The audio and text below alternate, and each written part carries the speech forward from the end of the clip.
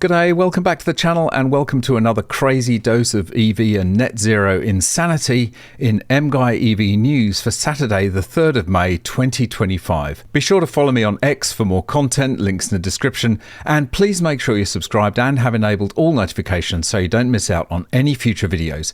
And if you'd like to support this channel, why not buy me a coffee? Click the link in the description or scan the QR code on screen. So before we get on to the main news items in this video, I want to make a short few comments about the fact that today is a federal election in Australia. We have federal elections every 3 years and today is that day. For the last 3 years, we've had Prime Minister Anthony Albanese, who is unimpressive to say the least. He comes from the far left of the Labour Party. He's been a union hack all his life. He's never had any kind of proper job. He's just been a career politician. And yet, despite all these drawbacks, it looks like, if polls are to be believed, he will be returned to power either in minority government or with a reduced majority. How can this happen? We have to ask ourselves. Well, the reason is that the opposition, the centre-right opposition, the Liberal Party, has been completely missing in action. They have run probably one of the worst, most non-existent campaigns that I can remember. And like most centre-right parties, when the polls don't seem to be going in their favour, they feel that they have to go closer to the centre. That's their initial reaction. That's their instinctive reaction, is to go, we must move closer to the centre in order to appeal to more people. I have to say that this is completely the wrong idea. The reason that these parties are so unpopular is because they are basically trying to mimic the Labour Party. They're trying to mimic the left, but in a more acceptable way. Take energy policy, for example. They have committed, like Labour, to keep the net zero by 2050 policy, and they've committed to stay within the Paris Climate Agreement. Why is this?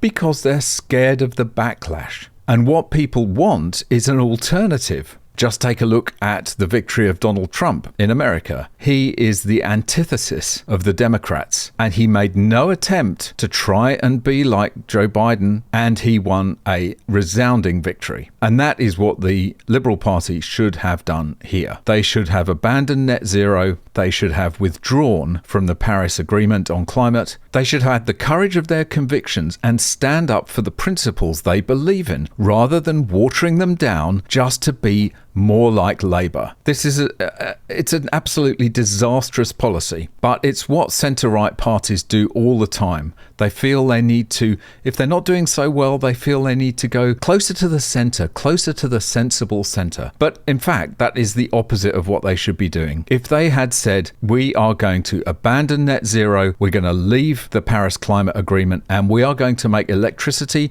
cheap, and we're going to generate it with nuclear and fossil fuels, I predict they would have won in a landslide, because people are sick of these ridiculous net zero policies. And that's just one policy area which is particularly close to my heart, but it applies to almost everything. They just have to have the courage to stand up for their principles rather than a cowardly appeasement of those who would never agree with them. Anyway, we'll see by the end of today whether my prediction is correct, but I predict that they are going to lose catastrophically, and barring some miracle, Australia will be going further down the mad net zero path in the next 3 years. Right, so on to news stories. And my video yesterday about the ferry between Sweden and Denmark did incredibly well, but it doesn't seem to have had any effect on this particular company, which is building a ferry in Tasmania, and the timing is impeccable, really. Look at that, 2nd of May. An electric ferry, world's largest electric ferry, takes to the water. The largest battery electric vessel ever built has been launched in Australia by Tasmanian shipbuilder Incat. Currently known as Hull 096, the 130-metre ship is set to operate between Argentina and Uruguay on the La Plata River. Its 250 tons of batteries will provide more than 40 megawatt hours of power, said to be 4 times larger than any previous maritime battery installation. How is this environmentally friendly? Please, God, somebody tell me. When it takes 250 tons of rock and earth to make a single EV battery, and this is like 250 times that, probably more. How on earth is this environmentally friendly? And it will probably last, I don't know, 8-10 years before it has to be completely recycled and rebuilt. Unbelievable. The massive energy storage system will enable the ship to operate for up to 90 minutes. Wow, big freaking deal. With chargers on both sides of the river, allowing it to fully top up in about 40 minutes. The ship was constructed for South American ferry operator MGUY Bus. Once in service under the name China Zorilla, a grand dame of South American theatre and film who died in 2014, the vessel will carry up to 2,100 passengers and 225 vehicles across the famous body of water. This is a historic day, not just for Incat, but for the future of maritime transport, said Incat chairman Robert Clifford. We've been building world-leading vessels here in Tasmania for more than 4 decades, and Hull 096 is the most ambitious, most complex, and most important project we've ever delivered. This ship changes the game. Well, let's see, shall we? If the Denmark to Sweden ferry experience that I talked about yesterday is anything to go by, this will never enter service. Or if it does, it won't last very long. Let's see. In British Columbia, they're doing kind of the same. This is slightly less ridiculous because it is a hybrid system. There are benefits of hybrids, I can concede in vehicles, but it still has a massive, great battery. And quite frankly, why bother? BC Ferries' new hybrid ships are ready for full electrification. BC Ferries continues to roll out its Clean Futures plan and has awarded Damen Shipyards Group of the Netherlands contracts to build 4 more battery electric hybrid island-class vessels scheduled to go into service in 2022. In the spring of 2017, BC Ferries awarded Damen contracts to build 2 first-in-class of these battery electric hybrid vessels. These vessels have successfully completed sea trials and will arrive in Victoria, BC by January 2020. This must be a very old article, but it certainly shows the idiocy that's going here. The island-class vessels will be delivered with 800 kilowatt hours of battery energy storage capacity and can be upgraded to 2,000 kilowatt hours. 2 megawatt hours, in other words. Well, this whole idea of trying to turn ferries electric is even more ridiculous than trying to turn the entire fleet of passenger cars electric, and it's going to end badly. So this story is hilarious because it is a solution to a problem that should never have existed. So you create a problem by making batteries that have a propensity to catch fire at the drop of a hat, and then you have to come up with solutions to deal with that, which Hyundai has done. Hyundai's revolutionary battery safety technology, built-in fire extinguishers for EVs, yay! Hyundai is preparing to roll out a game-changing safety feature for electric vehicles, batteries with built-in fire extinguishers. The innovative system aims to prevent fires caused by overheating and other battery malfunctions, addressing one of the most pressing safety concerns in the EV market. Last year, battery safety became a major issue in South Korea after dozens of EV fires were reported. One devastating incident in Incheon last August destroyed more than 100 vehicles in an apartment complex garage, highlighting the urgent need for enhanced safety measures. Hyundai Mobis Company Limited, South Korea's largest auto parts manufacturer, has developed a system that prevents heat from spreading to adjacent cells when a battery issue occurs.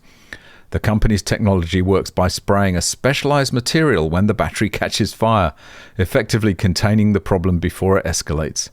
The system collects data on battery temperature, pressure, and voltage through sensors, analyzing this information in real time to detect any abnormalities.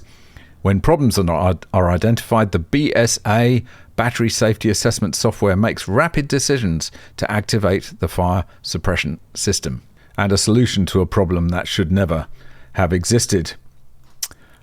Google is having a bit of a tough time at the moment because an electric Jeep has just burst into flames at a campus charging station. Oops. A Jeep Wrangler EV parked at Google's headquarters in Mountain View burst into flames Thursday before spreading to 3 other nearby vehicles, according to the Mountain View Fire Department. Firefighters responded at 4:53 p.m. to the report of smoke coming from a parking lot charging station in the 1300 block of Shorebird Way. Arriving crews found an active fire involving the Jeep EV, along with 2 Teslas and a Honda. Fantastic. Lovely barbecue there.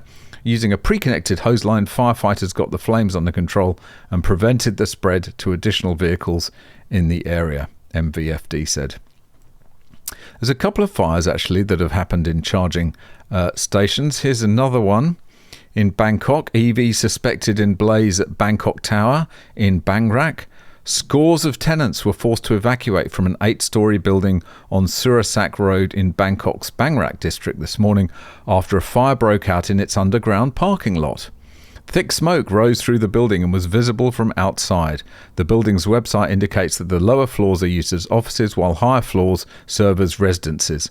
An initial investigation suggests the blaze may have been caused by electric vehicles parked in the underground lot. Well, when are they going to start banning EVs from parking or charging in underground parking lots? It has to come eventually, because the insurance companies are not going to keep paying out for the massive losses that one of these fires can cause. And in the UK, the very similar point here, that the Houses of Parliament in the UK, in London, have scrapped their electric car charging points. Oh dear. Users of the parliamentary estate have been informed that from Friday this week they won't be able to charge their electric vehicles in New Palace Yard's underground car park.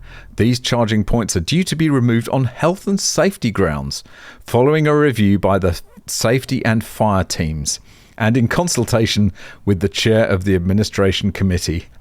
Tony Blair will be pleased. Yes, he will. That's a reference to my story a couple of days ago about net zero was doomed to fail. He's absolutely correct on that. So moving from EVs to hydrogen, which is a completely dead technology at this point. Here again in the UK, buses of the future sat idling in Rotherham Transport Yard.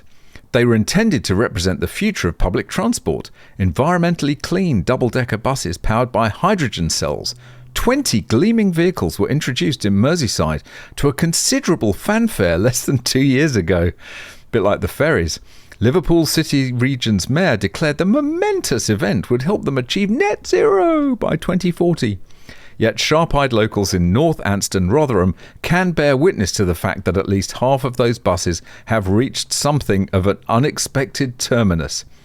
They have spotted no fewer than 10 of the gold standard buses sidelined in a yard off Ryton Road, 90 miles away from where they should be. The vehicles, said to be worth £500,000 each, have been taken out of service for months, and there is no set date as to when they are likely to go back on the streets of Merseyside. Probably because there's no frickin' hydrogen to put in them. Because there's no hydrogen infrastructure and it costs a fortune to put in. Seriously, the absolute insanity of this just boggles the mind. Yet, later today, they're going to be voting in a party that's going to do exactly this in Australia. God help us. Don't charge your phone in Chinese electric cars, defence firms tell staff. Well, we've talked about this in videos before about how departments like the Defence Department, God help us, are using Chinese EVs for government means of transport, government vehicles. Just insane. They must keep, zipped while they're in the cars. Don't drive them anywhere near, sensitive sites. Park them 2 miles away so that they can't spy on you. And now it's saying don't plug your phone in, because for the same reason. Fears over espionage from Beijing have led defence companies to advise staff to exercise caution if they own Chinese-built cars. Oh my God. British firms working for the UK's military or intelligence services are advising staff not to connect their mobile phones to Chinese-made electric cars over fears that Beijing could steal sensitive national security data. Executives at 2 of the nation's leading defence giants have told the iPaper that the entire sector is taking a cautious and belt and braces approach to the possibility of the Chinese state spying on staff via the country's electric vehicles, EVs. The security clampdown within the UK's highly secretive defence sector follows revelations from the iPaper that the Ministry of Defence, MOD, has banned cars relying on Chinese technology from sensitive military sites across the country. In some cases, the MOD has asked staff to park their EVs at least 2 miles from their workplace. Yeah, we did a video on this a few weeks ago. Utterly insane. It's the same here in Australia. The cybersecurity minister, no less, drives a Chinese EV. Seriously, you couldn't make this up. You could not make this up. And finally, this is a long story, but an interesting one. It's a real life experience of driving an EV after being in a petrol car. I'll put links to all these stories, of course, as always, in the description. This one, I suggest you go and read it yourself. I was sold until I started driving. Diary of an Electric Car Novice. This is really good because it is first-hand experiences of someone getting into an EV for the first time. How will a seasoned driver of a second-hand 2012 Seat Ibiza adapt to the challenges of driving and charging a state-of-the-art EV?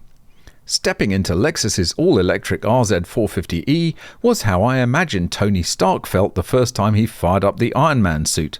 Awestruck and slightly overwhelmed, I was half expecting Jarvis, an artificial intelligence created by Stark to control his Iron Man armor, to start narrating the drive. Here's just an extract from a bit later in the article. The first warning light popped up the moment I hit 21 miles per hour in a 20 zone. The car politely scolded me. Moments later it flashed another alert for driver inattention, which felt a bit rich considering I was merely trying to switch on Google Maps via the touchscreen. It was like being told off by a very expensive nanny. Those kind of points don't apply exclusively to EVs. They apply to any modern car because they have so many safety features and so many nannying warnings that tell you what you should and shouldn't do. But read the rest of the article because it's very entertaining. All right, that's it for this one. Thanks very much for watching. Really hope you enjoyed it. See you in the next one. Bye for now.